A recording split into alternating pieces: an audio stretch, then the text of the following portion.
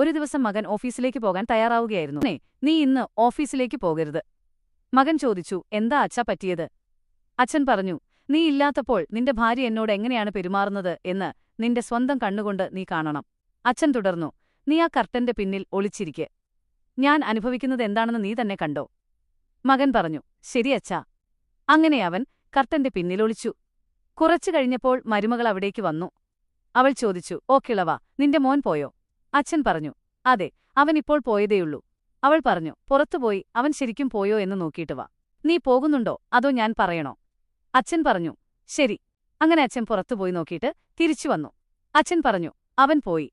അവൾ പറഞ്ഞു, ശരി, ഇനി ഒരു കാര്യം ചെയ്യ്. വേഗം അടുക്കളയിൽ പോയി എനിക്കൊരു ചായ ഉണ്ടാക്കിക്കൊണ്ടുവാ. എന്റെ തല നന്നായി വേദനിക്കുന്നുണ്ട്. അച്ഛൻ ചോദിച്ചു, ഞാൻ ചായ ഉണ്ടാക്കണോ? അവൾ പറഞ്ഞു, അല്ലാതെ ഞാൻ ഉണ്ടാക്കണോ? മിണ്ടാതെ പോയി ചായ ഉണ്ടാക്ക്. അച്ഛൻ പറഞ്ഞു, മരുമകളെ, എനിക്ക് വയസ്സായില്ലേ? ഇപ്പോൾ വിശ്രമിക്കേണ്ട പ്രായമാണ്. എന്നിട്ടും ഈ വീട്ടിലെ എല്ലാ പണിയും എന്നെക്കൊണ്ടാണ് ചെയ്യിക്കുന്നത്. ഇത് ശരിയല്ല മോളെ. അവൾ പറഞ്ഞു, നീ പണിയെടുക്കുന്നില്ലെങ്കിൽ നിന്റെ അച്ഛൻ വന്ന് പണിയെടുക്കുമോ? നിന്നെ ഇവിടെ താമസിപ്പിക്കുകയും ഭക്ഷണം തരികയും ചെയ്യുന്നില്ലേ? അതിനു പകരം എന്തെങ്കിലും ചെയ്യണ്ടേ? മിണ്ടാതെ പോയി ചായയുണ്ടാക്ക്.